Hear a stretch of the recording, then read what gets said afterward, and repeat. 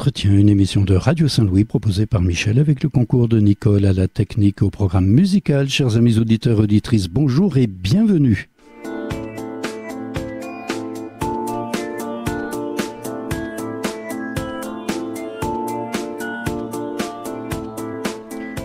Aujourd'hui, nous avons la joie d'accueillir le père Laurent Fabre, qui est le fondateur de la communauté du Chemin Neuf, qui a fêté en 1973 et qui va fêter en Martinique dans quelques jours son 50e anniversaire de fondation.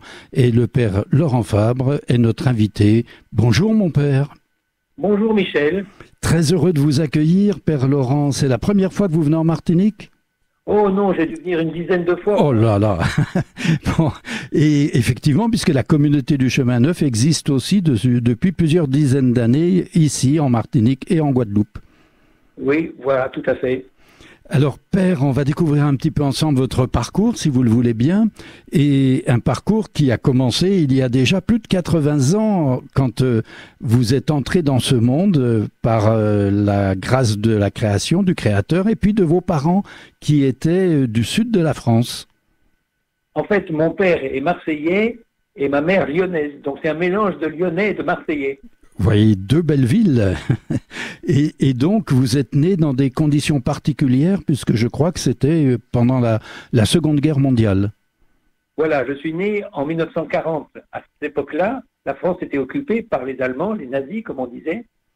Et mon père faisait son service militaire à Nice. C'est-à-dire que ma mère était à Lyon. Et ce que je vous dis là, c'est étonnant, mais je l'ai su seulement à l'âge de 78 ans. C'est-à-dire seulement, j'ai maintenant 83 ans, bientôt 84, c'est seulement à 78 ans, donc il y a 5-6 ans, que j'ai compris comment ça s'était passé pour ma naissance. Du moins, certains détails que je ne savais pas du tout. Je vous résume les choses. Oui. Parce que c'est un peu curieux, ça m'a beaucoup surpris, mais ça m'explique aussi des choses. En fait, donc, je ne savais pas du tout que ma mère était très malade. Mais elle est quand même solide parce qu'elle est morte à 102 ans. Oui.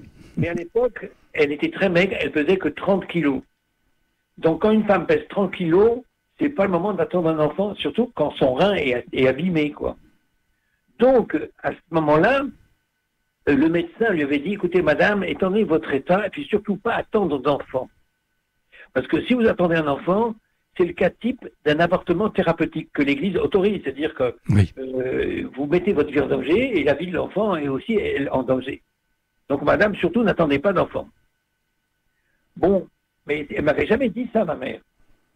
Elle a seulement dit ça dans une interview fait par des frères et sœurs de la communauté qui ont voulu l'interviewer. Elle a dit ça vers l'âge de 100 ans. Et alors, j'ai retrouvé cette interview, finalement, seulement il y a 5 ans, et dans ce témoignage-là, j'ai appris que elle a décidé de rejoindre mon père au front, c'est-à-dire de partir de Lyon jusqu'à cette ville de Nice, et ça faisait beaucoup de choses à faire. Et puis, je vous passe les détails parce que ce serait trop long à raconter, mais disons que elle était d'origine juive, elle s'appelait Isaac. Oui. Mon grand-père s'appelait Daniel Isaac, et qu'à l'époque, quand on est juif et qu'on circule, on met sa vie en danger. Bien sûr. En 1940, on risquerait de se retrouver à Dachau ou en camp de concentration. Il y a eu quand même 6 millions de morts. Oui. Donc je suis né dans ce contexte assez terrible de guerre, quoi. Et alors ma mère, elle a bravé tous les dangers et elle a retrouvé mon père à Nice. Alors le petit détail que je ne savais pas du tout, ils avaient rendez-vous dans une église, comme par hasard. Et donc ça, c'est un bon signe pour vous. Et à côté de cette église, il y avait un petit hôtel à Nice. Oui. Et alors ils se sont retrouvés dans l'église, mais ensuite ils ont quitté cette église pour aller à ce petit hôtel. Et cette nuit-là, j'ai été conçu. Mais quand ma mère, quelques jours après, s'est rendue compte qu'elle était enceinte de moi, ça a été terrible pour elle. Et dans ce témoignage, elle dit qu'elle a pleuré pendant 3 jours, en disant « J'ai fait l'erreur de ma vie, j'attends un enfant, alors que je ne devais pas en attendre, je ne pèse que 30 kilos, bref. » C'était la catastrophe. Oui. Mais alors, comme elle avait la foi, vraiment, c'est une femme vraiment chrétienne, elle a prié avec une autre personne qu'on connaît bien, et toutes les deux, finalement, ma mère a décidé de me garder et de braver l'interdit, c'est-à-dire que refuser l'avortement thérapeutique. Oui. C'était logique qu'elle soit avortée, mais elle disait, moi je crois pas, je crois pas qu'il faut qu'il meure, je veux qu'il vive. Et alors, tous les jours, elle a décidé d'aller à l'Eucharistie.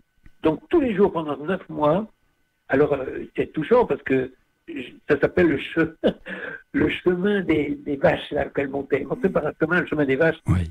Alors, j'ai fait rire mes frères tout à l'heure en disant, le chemin neuf, ça n'a rien, quelque chose à voir avec le chemin des vaches. Oui, c'est sûr. Elle montait, c'est le côté de Lyon, ça s'appelle Irigny, c'est un endroit assez connu. Et là, elle montait par le chemin des vaches pour aller à l'église. Elle redescendait après. Donc, une demi-heure pour monter, puis 20 minutes pour descendre, bref. Toujours est-il qu'elle y allait tous les jours, même si elle était malade, et aussi pleuvait, quel que soit le temps. Et je suis né finalement, et finalement je suis encore en bonne santé, puisque, vous voyez, je peux voyager. Voilà, à 83 ans, 84 bientôt, vous êtes en Martinique à nouveau. Mais père, c'est extraordinaire comme naissance pour vous. Oui, en fait, ce qui est beau, c'est que je me dis, au fond, la communauté chemin neuf, je ne suis pas pour grand-chose. Par contre, la foi de ma mère y est pour grand-chose. Parce que oui. Sans la foi de ma mère, je n'existerais pas. C'est ça, c'est ça. Elle avait un tabou, elle a dit non, je crois en la présence réelle et j'ai été nourri à l'Eucharistie. Quand je me parle avec des jeunes, je plaisante, je dis, je suis tombé dans la potion magique. Et oui, c'est vrai, pendant toute votre conception, pendant votre vie embryonnaire, fœtale, voilà. vous êtes abreuvé, enfin nourri de l'Eucharistie par votre maman. Moi, j'ai souvent dit à des femmes enceintes, écoutez, communiez parce que l'enfant va en profiter. Je crois à la présence réelle. Ben oui, c'est vrai, vous êtes l'exemple vivant. Et oui, voilà. Père est donc vraiment une maman qui vous a aussi transmis à travers l'Eucharistie cet amour et cette foi qu'elle a eue. Si vous êtes né, c'est parce qu'elle a eu la foi et qu'elle a voulu vous sauver vraiment, puisqu'autrement vous étiez condamné par la médecine. Oui, alors si vous comprenez bien, elle a fait 3 choses interdites. D'abord, elle ne peut pas rejoindre son mari au service. Tout à fait. Oui. Deuxièmement, qu'on s'appelle Louise Isaac, donc un nom tout à fait. Ça, c'est dangereux en 1940 de circuler, c'est vraiment très dangereux. Troisièmement, attendre un enfant, c'est vraiment ce qu'il ne fallait pas faire. Oui. Elle a fait 3 choses un peu interdites, mais je suis ce fruit de ces choses. Voilà, donc il fallait vraiment que vous veniez au monde. La Providence veillait sur vous, mon père. Et alors ensuite, vous avez des frères et sœurs aussi, hein, parce que votre maman a pu continuer à... Elle est tenue bon, elle a 7 enfants, donc nous sommes tous les 7 encore vivants d'ailleurs. Voilà, une belle famille et puis une longévité exceptionnelle. Votre maman, 102 ans, alors que à l'âge où elle vous a mis au monde, elle était à 30 kilos et en danger. Voilà. Le Seigneur veillait sur vous. Je dis à mon frère... Faites attention, vous risquez de me supporter encore longtemps. Oui, ça c'est sûr, c'est sûr. Et père, donc ensuite, vous allez beaucoup voyager avec vos parents parce qu'ils vont se déplacer et vous allez parcourir un peu le monde dans votre enfance. On a vécu pas mal de choses à Marseille, parce que mon père était journaliste, donc il a pas mal circulé. Oui. Et puis moi, quelques temps après, donc j'étais tout jeune, j'ai décidé d'entrer dans la compagnie de Jésus, donc je suis devenu jésuite. Alors ça, c'est intéressant parce que donc tout au long de votre enfance, hein, vous avez continué un parcours normal catéchétique pour un enfant catholique. Mais quand est-ce que vous avez ressenti l'appel du Seigneur? Vous entrez jésuite à la fin du lycée, mais avant, vous aviez déjà ressenti l'appel du Seigneur? Oui, alors c'est assez curieux parce que vous me posez la question, mais c'est un souvenir très précis pour moi. Oui. J'étais dans un lycée mixte à Marseille, un très beau lycée, Marseille Vert, dans les collines près de la mer, là, Marseille, près de Marseille. Et là, je me souviens d'un moment très précis, c'était une séance de gymnastique. Et puis on se retrouve sur le sable, après la séance de gymnastique, et je suis assis à côté d'une certaine Claude Baratin. C'est curieux comme nom, Claude Baratin. Oui. De fait, elle parlait très bien, elle avait un certain baratin. Mais en même temps, cette fille intelligente, sympathique, elle n'était pas croyante, elle ne croyait pas en Dieu. Mais curieusement, elle me dit, elle se tourne vers moi, elle dit « Laurent, je te verrai bien prêtre ». Alors je dis « Oui, pourquoi ?» Elle dit « Parce qu'on aurait confiance en toi ». Alors ça m'a beaucoup touché qu'elle dise ça, puis comme je commençais à me poser certaines questions, ça m'a aidé à me poser des questions davantage. Oui. Et finalement, de fil en aiguille, j'ai fait une retraite et puis je suis rentré chez Jésuite, quoi. Alors, pourquoi les Jésuites à Marseille? Il y a aussi des dominicains qui sont très nombreux, très présents avec le couvent Lacordaire, et il y a beaucoup d'autres ordres aussi. Et pourquoi pas non plus une vocation simplement diocésaine? Alors, ce que je peux vous dire, c'est que ce jésuite m'a dit, bon, il faut d'abord que tu quittes un peu ta famille, tu es trop jeune, tu devrais aller passer une année d'études à Lyon. Comme ça, tu as quitté un peu ta famille qui est à Marseille et tout ça. Oui. Et là, à Lyon, j'étais accompagné par un dominicain, figurez-vous. C'était le provincial des dominicains que j'aimais beaucoup, le père Belot. Oui. Il s'occupait des sciences, parce que moi, je faisais des sciences. Oui, vous avez étudié en sciences, père. Vous avez été étudiant en sciences. Voilà. Oui. Et là, c'est étonnant parce que ce père Belot, avec qui je m'entendais bien, il est devenu mon accompagnateur. Oui. On a fait une retraite ensemble au couvent de l'Arbrel. Je ne sais pas si vous connaissez, c'est un Oui. couvent des dominicains. Mhm. C'est avec ce dominicain que j'ai choisi de devenir jésuite. Ah bon, bah c'est curieux, oui, parce qu'ils ne s'entendent pas toujours très bien, les deux. On a commencé à pratiquer le communisme. Voilà, c'est bien, oui. C'est votre vocation, d'ailleurs, au chemin neuf. Voilà. Donc, je me souviens très bien que ce dominicain qui s'appelle Père Belot, Oui. il m'a dit, tu sais Laurent, je comprends rien aux exercices, mais c'est ça ton appel, vas-y. Oui, parce que les exercices spirituels, effectivement, c'est vraiment un exercice de discernement en profondeur. Hein. Voilà, mais en fait, c'était curieux, c'est ce Père Belot s'entendait très bien avec son collègue jésuite aumônier d'étudiants. Oui. Il était toujours chez eux, quoi. On l'appelait le dominicain de service parce qu'il était toujours chez les jésuites. Oui. Je suppose qu'il y a aussi un petit jeu entre eux, parce qu'en réalité, beaucoup de dominicains et de jésuites s'entendent en profondeur dans la foi en Jésus. Tout à fait. Moi, Oui. j'ai toujours gardé un bon estime de mes frères dominicains. D'ailleurs, au début de la communauté, il y avait un certain Jean-Claude Sagne, dominicain, qui était dès le début de la communauté. Avec vous? Jean-Claude Sagne est décédé maintenant, mais c'est Oui. un très bon dominicain, quand même. Oui. Alors, Père, on va voir ce parcours jésuite. On va marquer peut-être une première pause musicale, puisque votre maman vous a donné la vie et elle a vraiment tenu bon. Eh bien, on va voir un beau chant de la communauté du Chemin Neuf pour cette première pause, au Dieu de la vie. On se retrouve tout de suite après. Dieu de la vie, tu renouvelles ce matin ton souffle sur terre. Nous te louons et qu'aujourd'hui ta création renaisse par le Saint-Esprit. Dieu de bonté, tu renouvelles ce matin en nous ton image. Nous te louons, conduisons-nous l'homme intérieur, pour que nous chantions ta beauté. Dieu du salut, tu renouvelles ce matin pour nous ta tendresse. Nous te louons, si notre cœur est humilié, tu es plus grand que notre cœur. Dieu de l'amour, tu renouvelles ce matin en nous ton alliance. Nous te louons, rends-nous fidèles à te servir, à mettre nos pas dans les tiens. Dieu de la paix, tu renouvelles ce matin la joie de l'Église. Nous te louons, pour elle Jésus s'est livré, daigne la conduire en ce jour.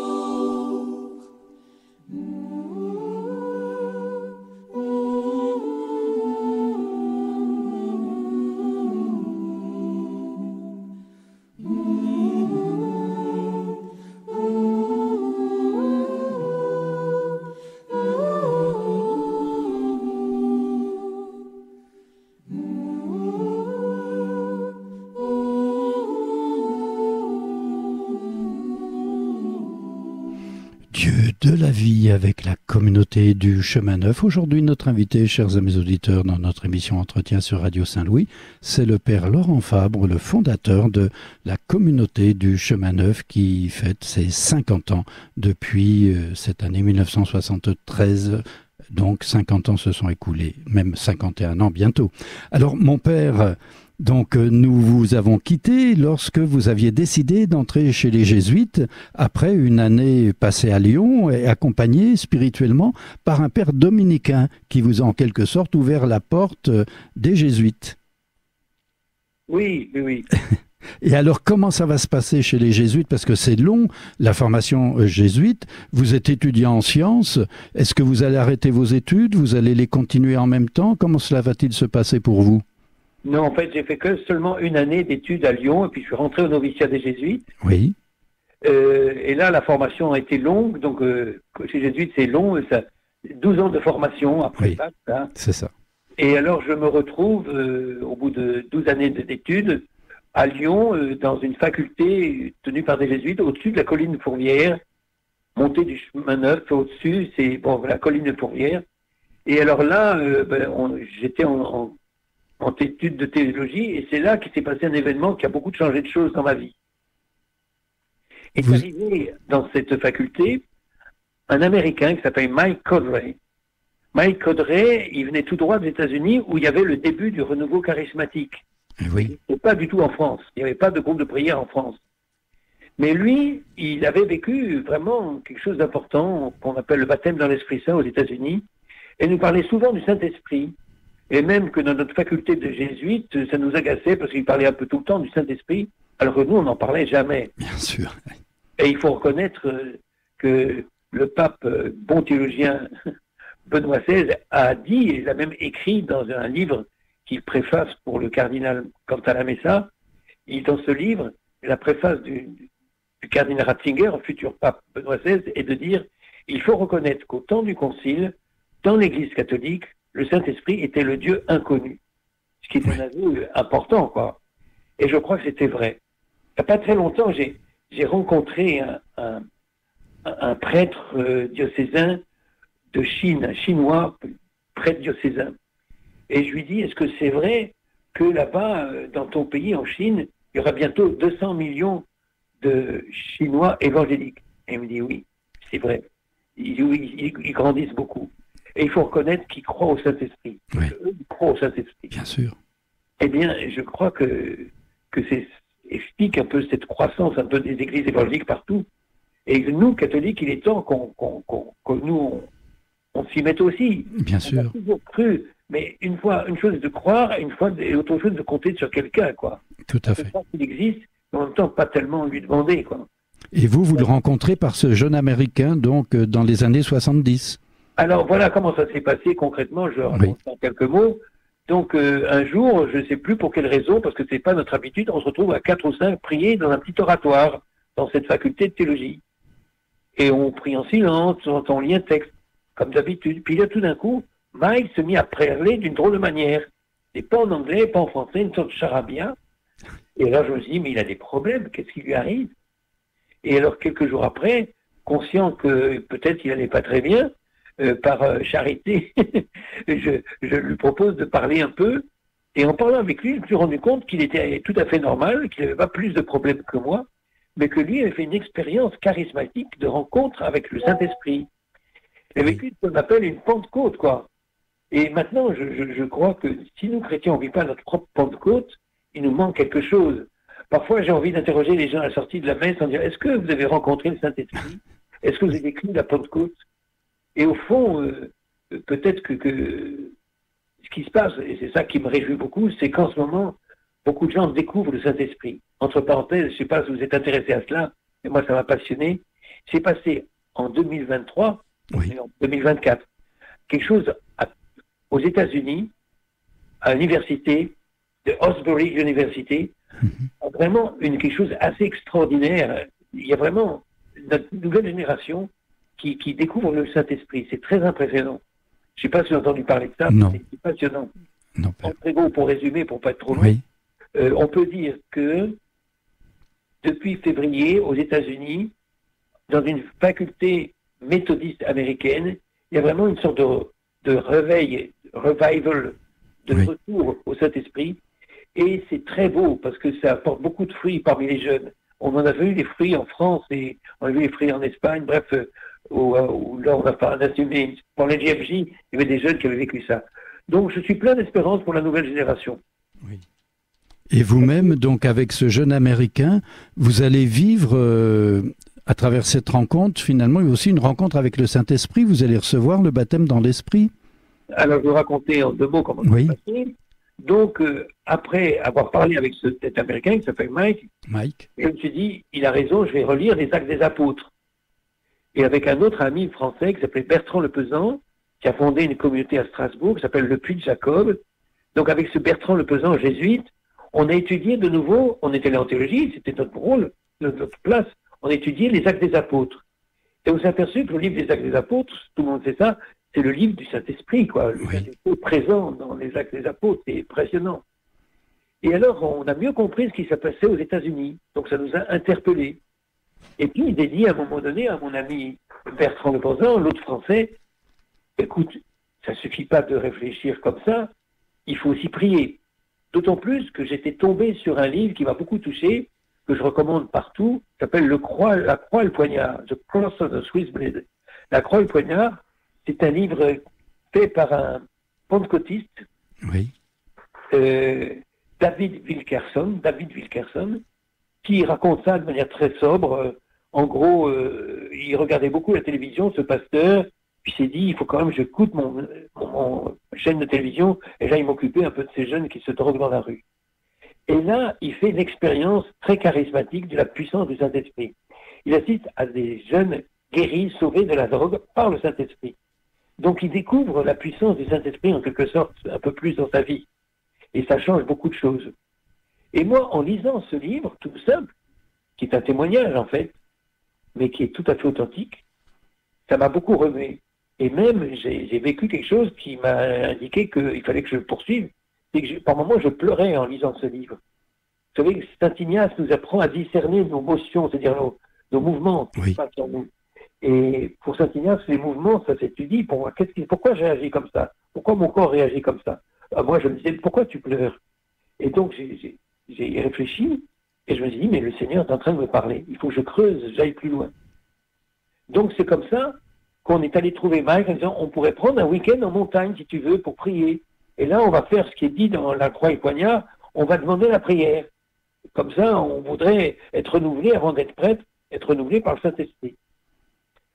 Alors, ce vendredi soir, on se préparait à partir le samedi matin, monter près de Grenoble, à un chalet à 1000 mètres d'altitude. On était à Lyon, donc. Et alors, Mike était en train de prier dans sa chambre. Et dans sa chambre, Mike disait, mais ces deux jésuites français, là, Laurent et Bertrand, ils sont très cartésiens, ils sont très intellectuels. C'est ça, oui. Ils sont très compliqués. Seigneur, envoie-moi de l'aide. Il demandait de l'aide. Et au moment où il priait, l'aide est arrivée. C'est-à-dire qu'aux 4 montées de Fourvière, ce soir-là, ce vendredi soir, il y a 2 autostoppeurs qui ont sonné. C'était aussi des Américains. Ils venaient tout droit des États-Unis. Oui. Et plus exactement d'une église épiscopalienne. Je ne sais pas si vous savez, mais la communion anglicane comprend aussi les épiscopaliens Oui. aux États-Unis. Donc, ils sonnent à la porte aux 4 montées de Fourvière. La dame qui leur ouvre la porte, c'est Monique Vera qui leur ouvre la porte, elle ne comprend pas ce qu'ils disent, mais elle comprend qu'ils sont américains. Alors elle appelle Mike qui était en train de prier, demandant de l'aide au 2e étage de la maison. Alors Mike descend, il parle avec eux, il comprend qu'eux aussi, ces 2 Américains comme lui, ont vécu le baptême dans l'Esprit Saint, et il dit, écoutez, qu'est-ce que vous faites? Alors ils expliquent que là, nous partons en stop de Lyon jusqu'à Jérusalem. Alors ils avaient le temps, alors Mike leur dit, vous êtes d'accord pour passer le week-end avec nous avant de repartir pour Jérusalem? C'est d'accord.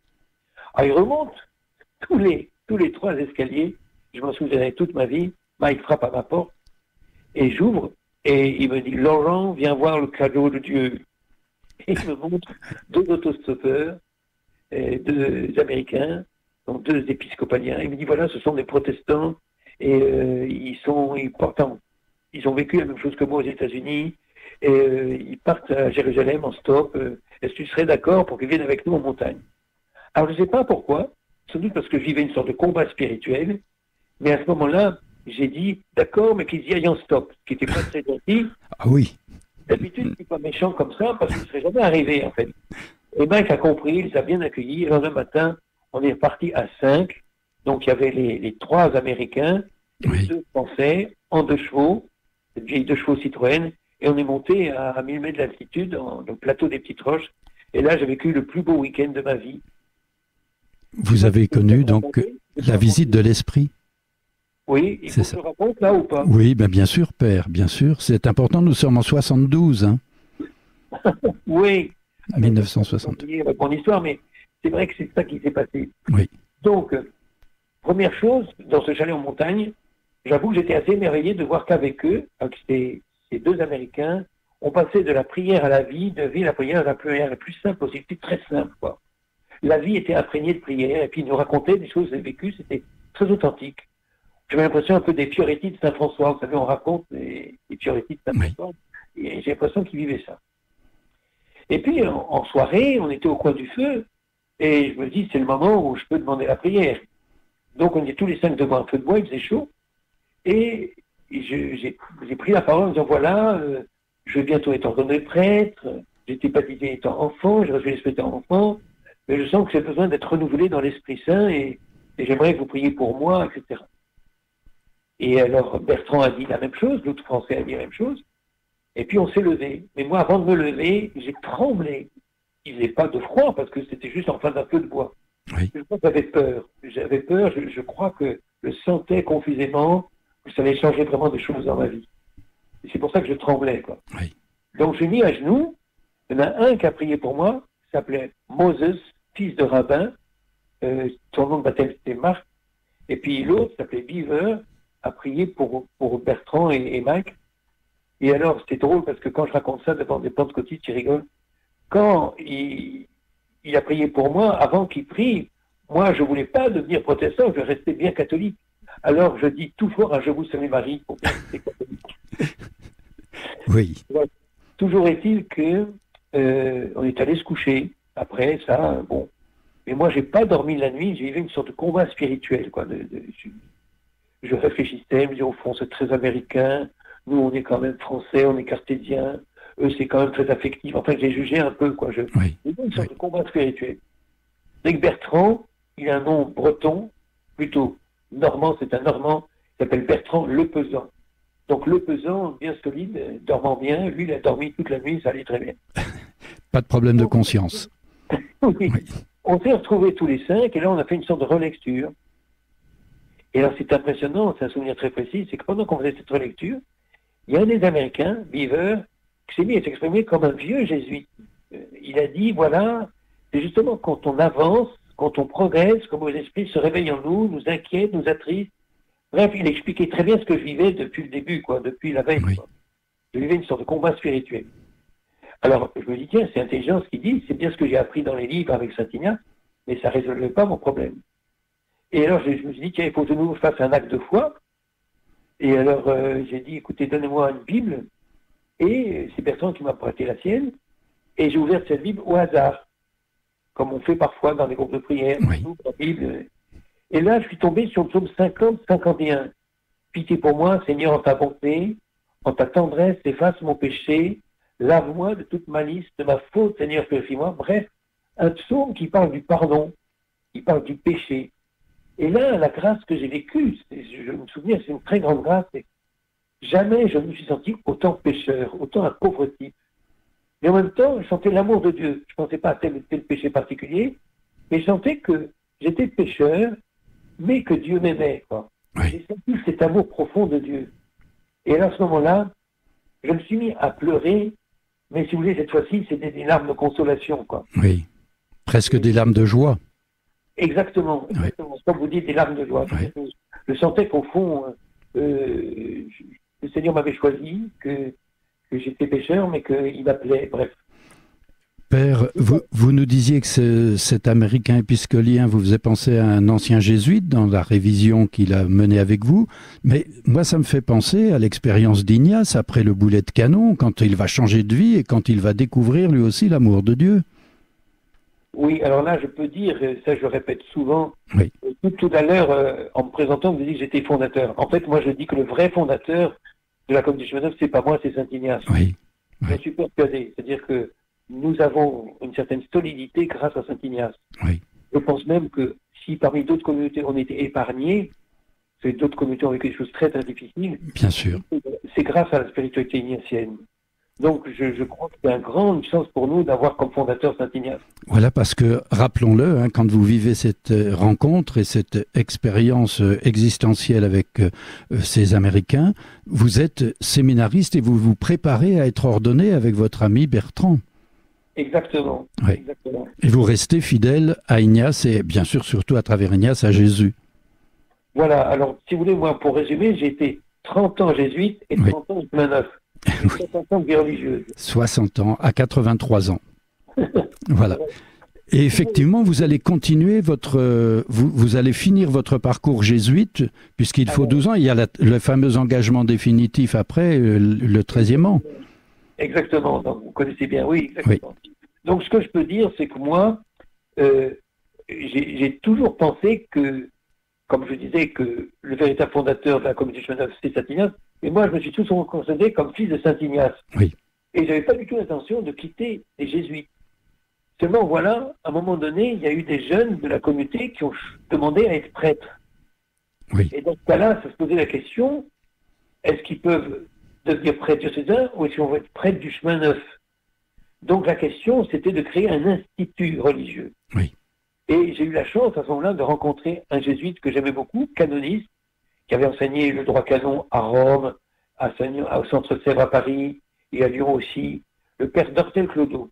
Oui. Et ce père Dortel Clodo me croise dans la rue à Paris, il me dit, Laurent, quand tu auras des prêtres incardinés dans plusieurs diocèses, ce sera très compliqué.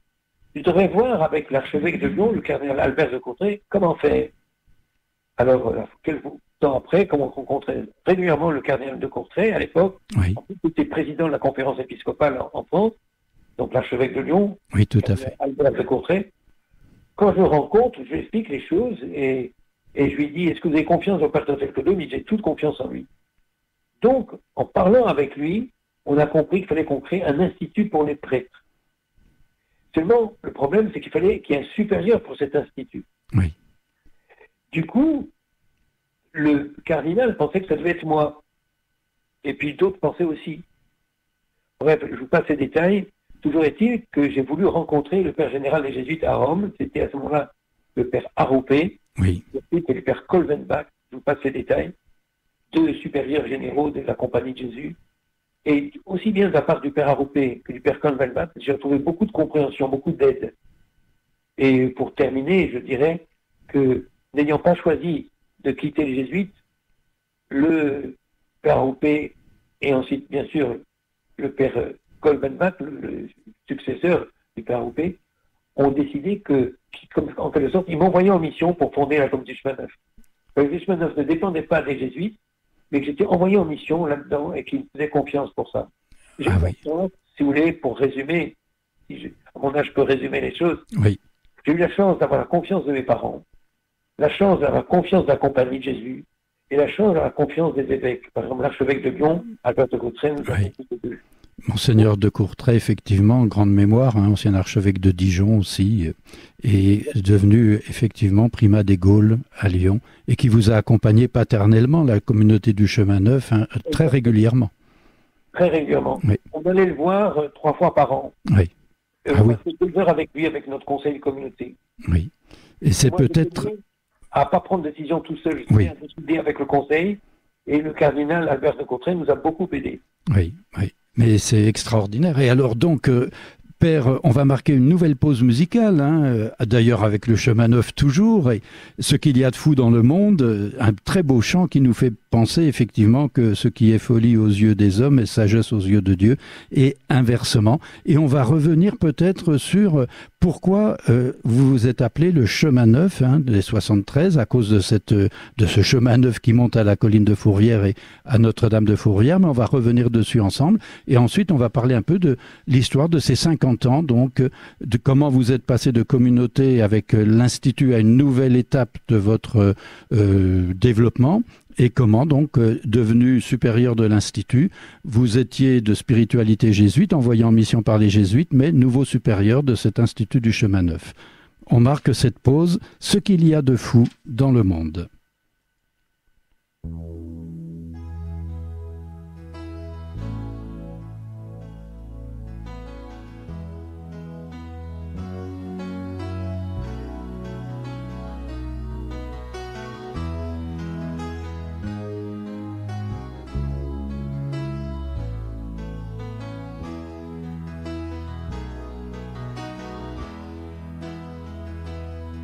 Ce qu'il y a de fou dans le monde, voilà ce que Dieu a choisi. Ce qu'il y a de faible dans le monde, voilà ce que Dieu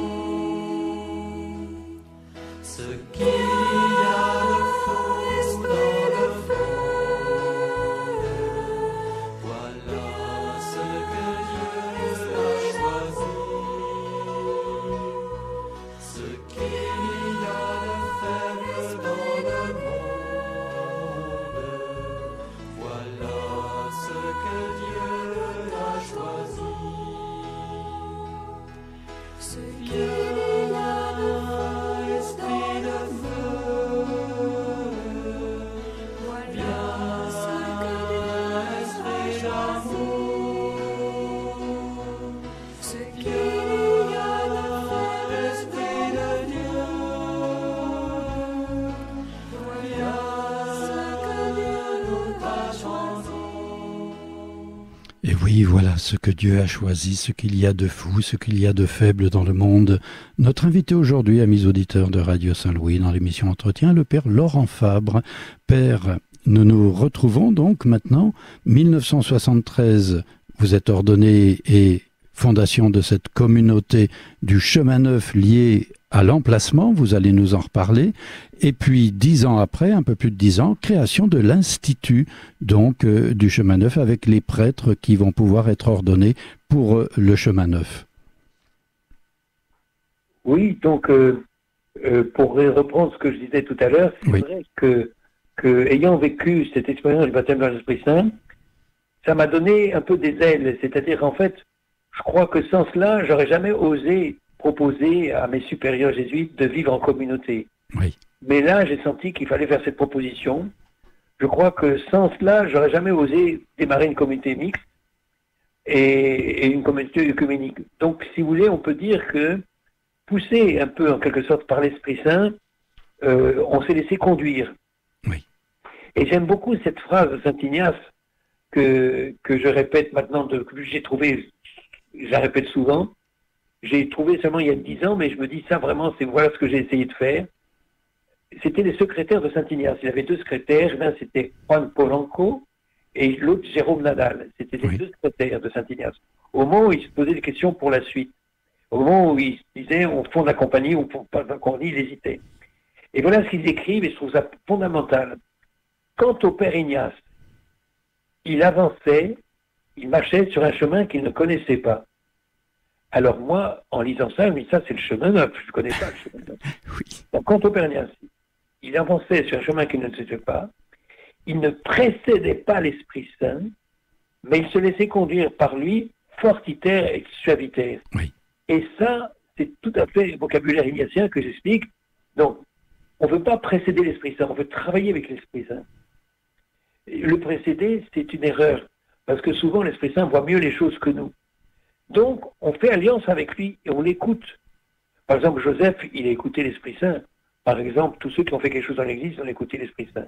Donc, Saint Ignace disait, ses secrétaires parlaient de Saint Ignace, quant au Père Ignace, il avançait sur un chemin qu'il ne sait pas, il ne précédait pas l'Esprit Saint, mais il se laissait conduire par lui, fortiter et suaviter. Fortiter, ça veut dire avec force. Oui. Et suaviter, ça veut dire avec joie, avec suavité, avec goût. C'est ça, goût.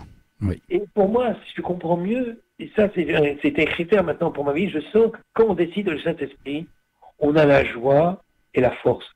Sans le Saint-Esprit, on n'a pas beaucoup de joie, ni pas beaucoup de force. C'est ça. Donc pour moi, c'est de plus en plus un critère pour prendre telle ou telle décision, pour avancer dans la vie, pour prendre des décisions pour un mariage, un couple ou une décision importante, etc. Il faut décider avec l'Esprit Saint, sinon ça ne porte pas de fruits. Ça, cette phrase, parce qu'elle est très belle, et ça m'a beaucoup inspiré depuis. Quant au Père Ignace, il avançait sur un chemin qu'il ne sait pas, il ne précédait pas l'Esprit Saint, mais il se laissait conduire par lui, fortiter et suaviter. C'est un peu votre devise aussi au Chemin Neuf, finalement. Ben, on aimerait dire ça, je ne sais Oui. pas si on le dit toujours bien, mais quand on le dit, ça marche mieux. C'est ça. Alors, Père, au départ, vous êtes une toute petite communauté. Hein. C'est pour ça que la maison du Chemin Neuf peut vous accueillir. Vous êtes 7 ou 8. Voilà, on n'est que 7. Oui, Et alors, pendant 3 ans, on reste à 7. oui, Et puis, c'était un moment où c'était un peu... Vous avez écouté, mai 68 n'était pas loin, vous savez, Oui. 12 mai 68. tout à fait. Donc mai 68, c'est un peu le rejet de toute autorité, on n'emploie surtout pas le mot d'obéissance, etc. Mm. Donc nous, on était un peu influencés par ça, et on n'employait jamais le mot d'obéissance. Et puis on disait, on va chercher toujours ensemble les choses. Et puis un jour, on s'est retrouvés pour prier en montagne, tous les 7, au bout de 3 ans, et on s'est dit, mais il faut aussi avoir un pôle d'unité. Il faut qu'on se fasse confiance, on va prendre toujours les décisions tous ensemble. Oui. Donc on a décidé ce jour-là en montagne, une décision qui a tout changé, de vivre entre nous l'obéissance, c'est-à-dire qu'il y ait quelqu'un qui soit responsable. À l'époque, j'étais pas responsable de la communauté, c'était plutôt Jacqueline, une sœur qui est en Martinique, qui est assez âgée, elle vit en Sicile, Oui. et c'est la plus ancienne de la communauté. Et alors c'était elle un peu la responsable, plus ou moins. Moi, comme les jésuites ne voulaient pas trop que je sois responsable, j'étais pas officiellement le responsable. Mais à partir au bout de 3 ans, on a décidé de se faire confiance et de vivre ce qu'on appelle l'obéissance dans la vie religieuse, en fait. Oui. Et à partir de ce moment-là, c'est très significatif, la communauté a triplé en quelques mois. Donc je résume, on Oui. est 7 pendant 3 ans, Oui. et puis on décide de se faire confiance, de vivre ce qu'on appelle l'obéissance dans la vie religieuse. Chez Jésuite, Saint Ignace, le vit, c'est très fort. Et à ce moment-là, notre communauté a triplé. Un beau signe. C'est quelque chose d'assez profond de notre Oui. communauté, c'est que pour nous, on évangélise ensemble, et on met ensemble nos forces pour évangéliser, mais on ne s'envoie pas nous-mêmes en mission. Oui. On est envoyé, quoi. Vous vous laissez conduire par l'esprit, là encore. On essaye, voilà. Oui. On essaye. Et ensuite, il va y avoir une croissance continue, puisque vous allez donc fonder l'Institut, avec l'accord de vos supérieurs et puis de Monseigneur Albert de Courtrai. Et ensuite encore, il va y avoir un développement, puisque maintenant vous êtes plusieurs milliers, vous êtes 2000, vous êtes dans 30 pays dans le monde entier. Et comment avez-vous pu faire face aux contraintes qui étaient liées à cette croissance? Oui, on est maintenant dans 34. Le dernier fondation, c'est à New York. Ah oui. Et puis, on est à peu près 2300 Oh là, oui. de la communauté. Oui, oui. Je ne m'attendais pas à un tel développement, mais c'est sûr que on peut dire, puisque je crois que les sessions Cana sont assez connues ici. Bien sûr, bien sûr. Notre communauté s'est développée beaucoup grâce aux sessions Cana, quoi. Oui. Et parce que session Cana, c'est vraiment une session où il y a la grâce d'unité pour le couple, et ça produit beaucoup de fruits dans tous les pays, quoi. Oui. Donc c'est comme ça souvent que notre communauté est née. Même ici en Martinique, les gens disaient communauté Cana, alors qu'en fait c'était la communauté Chemin Neuf. Bien sûr. Oui, tout à fait. Il y a beaucoup de couples ici dans l'île qui ont profité des sessions Cana. Et encore aujourd'hui, Père, Oui. ce sont toujours des belles sessions, Guadeloupe et Martinique d'ailleurs. Guadeloupe aussi, c'est pas Voilà. Et effectivement, donc, une approche pour la famille chrétienne et puis son ancrage dans la foi, mais également un autre, point important de votre charisme, et on l'a vu dès le départ, c'est l'œcuménisme. Est-ce que vous pouvez nous en parler? Oui, alors donc je vous ai dit un peu que ces deux qui nous ont rejoints, Oui. comme des envoyés du Seigneur, c'était 2 protestants, 2 épiscopaliens. Et alors c'est assez étonnant ce qui s'est passé avec eux. Je résume les choses, mais on peut dire que notre communauté, elle a eu le privilège d'être invitée à Londres, là où il y a le primat de la communion anglicane, Oui. un certain Justin Welby. Elle s'appelle Lambeth Palace, c'est un palais épiscopal, Lambeth Palace. Et là, il n'y avait pas de catholiques depuis 480 ans, même 482 ans. Et un jour, je vous passe les détails, mais ce Justin Welby, qu'on connaissait par ailleurs parce qu'il était occupé de réconciliation en Afrique, et c'était un ami de notre communauté, Oui. Justin Welby nous a invités à venir chez lui, à Londres, au cœur de Londres, pour faire une communauté de formation. Et on a fait ça. Et on a fait ça depuis une dizaine d'années, et ça porte beaucoup de fruits. Et puis son collègue de New York, passant par venir le rencontrer à Londres, s'est dit, mais c'est bien, qu'est-ce qu'on pourrait faire? On aimerait faire la même chose à New York.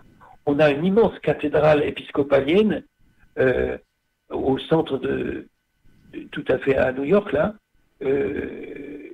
Qu'est-ce que vous me conseillez? Alors, à ce moment-là, Justine Welby, écoutez, j'ai qu'un conseil à vous donner, demandez à la communauté du chemin neuf. Oui. C'est pour ça que cette année, nous sommes en fondation à New York. D'accord.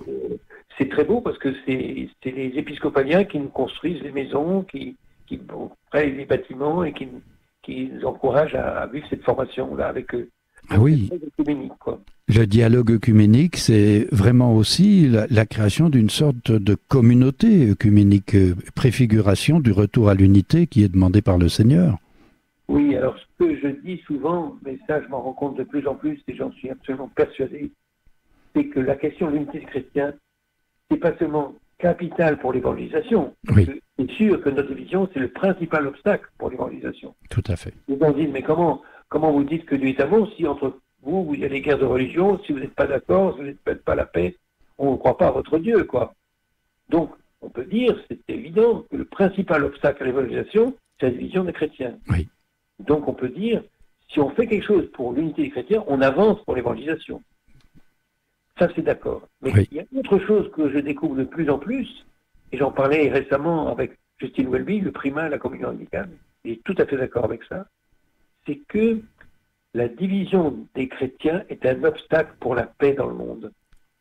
C'est très très clair. Ah oui, on le voit bien maintenant. Oui. Nous ferons la paix entre nous, plus Jésus pourra en quelque sorte exercer son ministère de paix. Et je disais l'autre jour à des frères, le fait que nous soyons divisés, c'est comme si le Christ avait encore ses bras attachés au poteau où il était flagellé. Il est paralysé par nos divisions. Et si on le libère, s'il peut exercer son ministère d'unité parmi nous, s'il devient la tête de l'Église qu'il a toujours été, à ce moment-là, il peut exercer son ministère de paix. Christ, notre paix, devient efficace en quelque sorte. Excusez-moi de parler comme ça. Oui. Et je suis persuadé que c'est la solution pour la paix dans le monde. Il n'y aura pas la paix dans le monde tant que les chrétiens n'auront pas réussi à faire la paix entre eux.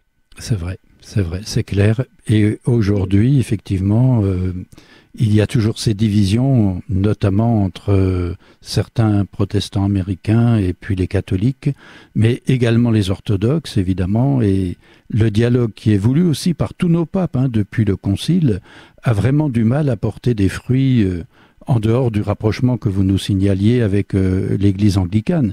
Mais au sein même de l'Église anglicane, il y a d'ailleurs des divisions et il y a un retour de certains anglicans au sein de l'Église catholique. Écoutez, le meilleur exemple qu'on peut prendre, je suis tout à fait d'accord avec vous, Michel, le meilleur exemple, c'est ce qui se passe en ce moment en Ukraine et en Russie. Tout à fait. Comment se rendre compte que c'est tellement évident que le patriarche de Moscou, oui. Il ne peut pas rencontrer le pape, c'est pas possible. Le pape fait tout petit peu pour le rencontrer, mais il n'y arrive pas à se rencontrer. Oui. Pour des questions d'unité, quoi. Tout à fait. Si jamais les orthodoxes font l'unité, à ce moment-là, il n'y a plus de paix, il n'y a plus de guerre, bien sûr. Bien sûr. Parce que c'est sûr, en quelques mots, le fait qu'il y ait cette guerre, ça fait que le patriarche risque de perdre à peu près 9 millions d'âmes qui sont en Ukraine. C'est ça, avec la division d'une église nationaliste ukrainienne qui se développe en rupture avec Moscou. Il faut d'abord qu'entre chrétiens, on fasse la paix, quoi. Oui, tout à fait. Et puis peut-être aussi nous porter au dialogue interreligieux avec le judaïsme. Exactement. Oui. Vous travaillez surtout dans le dialogue œcuménique, mais est-ce que vous êtes aussi entré dans le dialogue interreligieux, par exemple avec les musulmans, parce qu'il y a beaucoup de musulmans qui sont aussi attachés à la paix, bien sûr. Alors, d'abord, je voudrais dire une chose, c'est que ces jours-ci, il n'y a pas très longtemps, il y a un des nôtres qui était ordonné évêque, oui. Et c'est un spécialiste, lui-même est juif d'origine, c'est un spécialiste de tout ce qui est dialogue avec le monde juif. Oui. Lui-même a été responsable à Rome d'un centre du cardinal Béat. Le centre cardinal Béat, c'est dans la plus grande faculté catholique du monde, à Rome. C'est un centre où il y a justement, on apprend ce que c'est que le judaïsme et les relations entre les chrétiens et les juifs. Donc ce frère qui était ordonné évêque, qui se trouve maintenant à Reims, eh bien, il porte beaucoup ce que vous dites là, il porte beaucoup ce fait qu'il faut que les choses avancent, parce qu'on peut dire que la première division dans l'Église, c'est entre les Juifs et les chrétiens. Tout à fait, tout à fait. C'est la première faille, et donc il faut remonter à cette faille pour faire l'unité, pour avancer. Tout à fait. Et la seconde synagogue, celle qui va être développée dans le 1er siècle, après, une fois l'expulsion des chrétiens de l'ancienne synagogue, avec le Talmud, c'est un signe de cette division à laquelle il faudrait remédier en priorité. Tout à fait. Eh bien, mon père, on s'achemine vers la fin de notre émission. Merci beaucoup de nous avoir aidé à mieux comprendre votre parcours personnel et puis le parcours de la communauté du Chemin Neuf aujourd'hui. Rappelons que vous avez quitté la position de modérateur à laquelle vous avez été réélu plusieurs fois. Vous n'êtes pas élu à vie, mais vous avez été réélu par le chapitre du Chemin Neuf à plusieurs reprises. Et vous avez quitté cette position pour la transmettre au père Michon, qui a été élu à son tour, en 2016 déjà. Et depuis, vous êtes resté attaché à la communauté, vous vivez toujours en missionnaire pour cette communauté? Oui, ici je suis en lien avec la communauté. Oui, bien sûr, parce que vous êtes invité par nos amis Alain et Béatrice, qui sont les responsables du Chemin Neuf ici en Martinique. Voilà. Et vous êtes aussi ici, Père, je le précise pour nos amis à l'écoute, parce que vous allez prêcher à la demande de Monseigneur David Macaire la retraite des prêtres et la retraite des diacres au foyer de charité de Trinité. Voilà, avec joie. Avec joie. Et vous avez déjà votre thème? Oh, oui, j'en ai plusieurs. Ah bon, vous le révélerez aux prêtres alors. Vous priez pour nous. Voilà. Père, vous avez aussi un lien particulier avec les foyers de charité et Marthe Robin? Oui, parce que si vous voulez, j'ai prêché une retraite à Châteauneuf-de-Galore avec tous les pères des foyers de charité. J'étais 120 ou 150. Oui. Donc je connais bien les foyers de charité. Et je les apprécie beaucoup. Oui. Le message de Marthe, la lumière et l'amour de l'Évangile sont vraiment deux piliers de notre monde, le monde qui s'effondre actuellement un peu. Et il faut descendre très bas, comme elle le disait pour la France, mais pour le monde aussi, pour pouvoir remonter dans un renouveau qu'elle appelle de ses voeux. Elle appartient aussi au renouveau comme vous-même, comme la communauté des Béatitudes, comme la communauté de l'Emmanuel, qui sont un peu nos grands mouvements issus du renouveau. Oui. Alors pour citer un saint, vraiment que tout le monde aimait beaucoup, le bon pape Jean, il faut ouvrir les fenêtres de l'église pour que le Saint-Esprit puisse entrer. C'est ça. En faisant attention que l'ouragan ne pénètre pas et n'emporte pas tout en même temps. Voilà. Eh bien, Père Laurent Fabre, vraiment, merci beaucoup de nous avoir accordé cet entretien d'1 heure. C'était une grande joie de pouvoir nous entretenir avec vous et nous rediffuserons cet entretien régulièrement. Vous resterez jusqu'à l'anniversaire fêté le 27 janvier ici pour le Chemin Neuf ou vous repartirez avant? Non, je vais repartir avant. C'est le nouveau responsable qui viendra. Le Père Michon. Eh bien, merci beaucoup, cher Père Laurent Fabre. Et puis vraiment, bon séjour en Martinique et dans cet magnifique établissement qu'est le foyer de charité de Trinité sur la baie de Trinité. À bientôt, Père, et en union de prière avec vous. Union de prière, merci beaucoup. Au revoir, Père.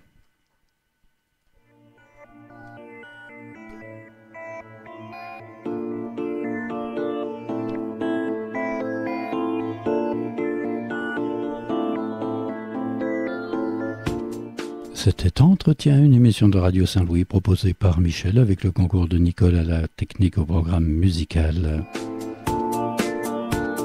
Notre invité aujourd'hui, le Père Laurent Fabre, qui est donc le fondateur, après Ignace, comme il nous l'a dit, de la communauté du Chemin Neuf et de l'Institut donc du Chemin Neuf pour les prêtres et religieux. Et jésuite, bien sûr.